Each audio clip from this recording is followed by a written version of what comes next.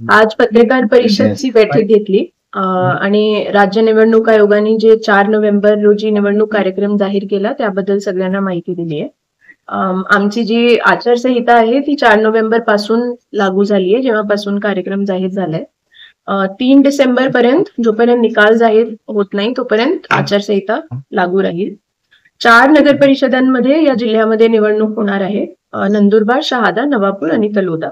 त्याबद्दल थोडी माहिती देते. नंदुरबार नगर परिषदेमध्ये 20 वॉर्ड, 41 सदस्य पदे, 131 मतदान केंद्र आणि 1,11,101 मतदारसंख्या आहे. शहादा नगर परिषदेमध्ये 14 वॉर्ड, 29 सदस्य पदे, 60 मतदान केंद्र आणि 58,972 मतदार आहेत. नवापूर नगर परिषदेमध्ये 11 वॉर्ड, 23 सदस्य पदे, 31 मतदान केंद्र, 34 मतदान केंद्र आणि 28,114 मतदार आहेत. तलोदा नगर परिषदेमध्ये 10 वॉर्ड, 21 सदस्य पदे, 31 मतदान केंद्र आणि 26,854 मतदार आहेत. आरक्षणचं सांगायला नंदुरबार, शहादा, नवापूरमध्ये जे नगराध्यक्ष पद आहे ते मागास प्रवर्गासाठी आरक्षित आहे आणि तलोदामध्ये तो पद खुला आहे. अंतिम मतदार यादी 31 ऑक्टोबर 2025 रोजी प्रसिद्ध झाली आणि डिस्ट्रिक्ट ऑफिसनी 6 नोव्हेंबरला निवडणूकचा जे प्रोग्राम आहे ते घोषित केलं. इलेक्शनचा थोडा शेड्यूल सांगते. आजपासून 10/11/25 पासून 17 नोव्हेंबर 25 पर्यंत दुपारी 3 वाजेपर्यंत नॉमिनेशन नामनिर्देशन चालू राहील. त्याची छाननी व उमेदवार यादी 18 नोव्हेंबर रोजी सकाळी 11 वाजता प्रसिद्ध होईल.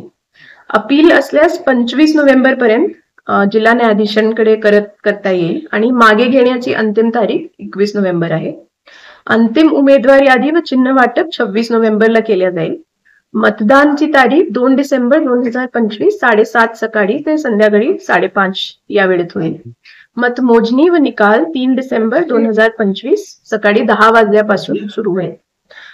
प्रचार बंदी मतदानाच्या 24 तास आधी रात्री 12 वाजता लागू होईल.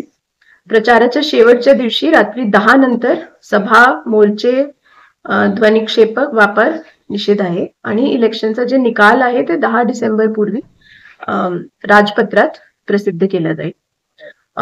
नागरिकांचं माझी विनंती आहे की आपण जास्तीत जास्त उत्साहासोबत नगरपालिकाचे इलेक्शन मध्ये पार्टिसिपेट करा.